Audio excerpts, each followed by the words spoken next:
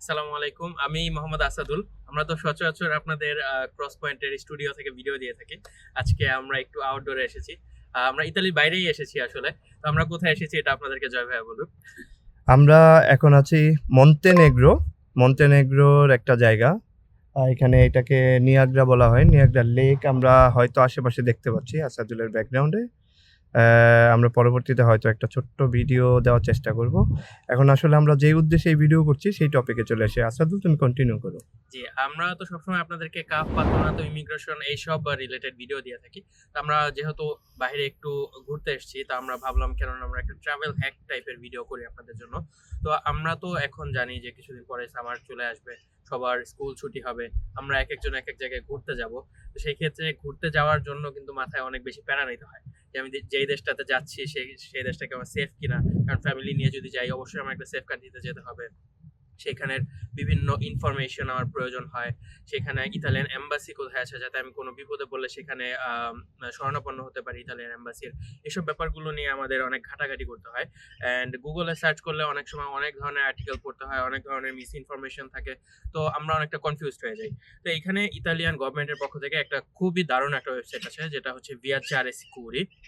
আপনি যদি এই ওয়েবসাইটটাতে যান, ওয়েবসাইটে যাওয়ার পর এখানে আপনি যে দেশে যেতে চাচ্ছেন সেই দেশের নাম লিখে সার্চ করেন, তাহলে আপনি এই দেশের ছোট্ট একটা সামারি পেয়ে যাবেন যে দেশ সেফ কিনা, এখানে পপুলেশন কত, এখানে কারেন্সির নাম কি, এখানে ইতালিয়ান এম্বাসি কোথায় আছে, আপনি যদি কোনো বিপদে পড়েন তাহলে আপনি কিভাবে ইতালিয়ান গভর্নমেন্টের হেল্প নিতে পারেন, এরকম আম, বিভিন্ন উপকারী তথ্য আর কি।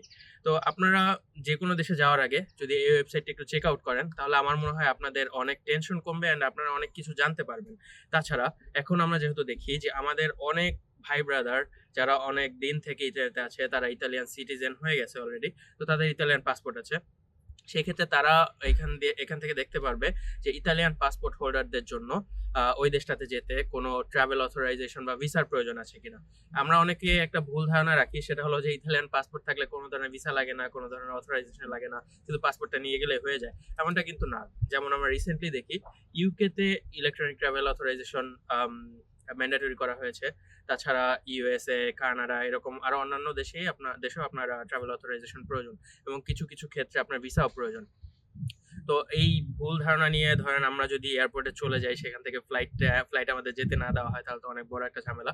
এই কারণে আমরা ওয়েবসাইটটাতে যাব, কি আমরা এখান থেকে চেক আউট করবো যে আমার ভিসার প্রয়োজন আছে কিনা বা ট্রাভেল অথরাইজেশন প্রয়োজন আছে কিনা, এবং যদি প্রয়োজন হয় তাহলে সেইটা আমি কিভাবে নিতে পারি, এই ইনফরমেশনও কিন্তু এখানে দেওয়া আছে।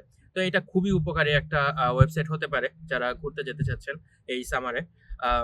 এই তো। তাছাড়া মন্তেনেগ্রো তো যেহেতু আমরা আসছি, তো এখানে যারা বাংলাদেশি পাসপোর্ট হোল্ডার আছেন আমাদের ইতালিতে, যাদের পেরমিসো দি সজ্জন আছে, তাদের জন্য আমরা বলবো যে এই মন্তেনেগ্রোতে আসতে বা আলবানিয়াতে যেতে আপনার কিন্তু ভিসার প্রয়োজন নেই। আপনার শুধু ভ্যালিড পেরমিসো দি সজ্জন থাকলেই হবে। কিন্তু যাদের 6 মাসের রিকোয়েস্ট আসিল, আপনারা ভাই যাবেন না, কারণ আপনাদের পেরমিসোতেই লেখা আছে ওটা শুধুমাত্র ইতালিতে থাকার জন্য অথবা ইতালিতে চলাচল করার জন্য। আপনারা কিন্তু এটা নিয়ে লিগালি ইতালির বাইরে আসতে পারবেন না। তো এই ছিল আমাদের ভিডিও। আসাদুল, আরেকটু কন্টিনিউ করি। যেহেতু আমরা ওয়েবসাইটে ইনফরমেশন পেয়ে যাব, আমরা এখন যেই দেশটিতে আছি সেখানে কি ইউরো কারেন্সি হিসেবে ইউরো ব্যবহার করা যাবে কিনা? জি জি জি, এখানে আপনার অফিসিয়াল কারেন্সি সেটা হচ্ছে ইউরো।